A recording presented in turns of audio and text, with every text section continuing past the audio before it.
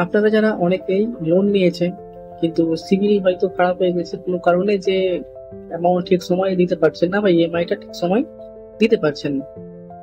তো কথাটা হচ্ছে, যেখানে ইএমআই যদি আপনার দিতে না পারেন আর সিভিল যদি আপনার খারাপ হয়ে যায়, আস্তে আস্তে ডাউনফল হতে লাগে, তো আপনি অবশ্যই টাইমলি পেমেন্ট করার চেষ্টা অবশ্যই করবেন।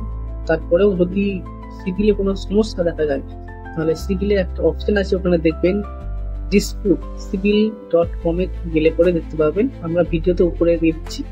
ডিসপুট সিভিলে আপনি ক্লিক করে আপনার যে লোন অ্যাকাউন্টের সঙ্গে এই সমস্যাটা বেঁধেছে, তো আপনি সেটা ওখান থেকে হটাতে পারবেন বা কোনো ভুল থাকলে ওটা ঠিক করতে পারবেন। ঠিক আছে, এরপরে যদি দেখেন যে অ্যামাউন্টটা ঠিকঠাক প্রতি মাসে দেওয়ার পরেও আপনার সিভিল ডাউনফল হতে আসছে, অটোমেটিকলি আস্তে আস্তে ডাউনফল হচ্ছে, সেক্ষেত্রে আপনার দ্বিতীয়ত করতে হবে, যেই জায়গা থেকে আপনি লোনটা নিয়েছেন সেখানে একটা মেল লিখতে হবে আপনাকে, সেই ফিনান্স ডিপার্টমেন্টে বা সরি সেই ফিনান্সিয়াল যেখান থেকে লোনটা নিয়েছেন ওখানে আপনাকে একটা মেল করতে হবে যে এরকম আপনি অ্যামাউন্ট ঠিক সময় দিতে পারেননি, তারপর আপনি আবার রিকভারি করেছেন কিন্তু ওটা এখনো ডাউনফল আছে, ঠিক হয়নি, সিভিল আপডেট করতে পারেনি এখনো বা সিভিল এখনো আপডেট হয়নি।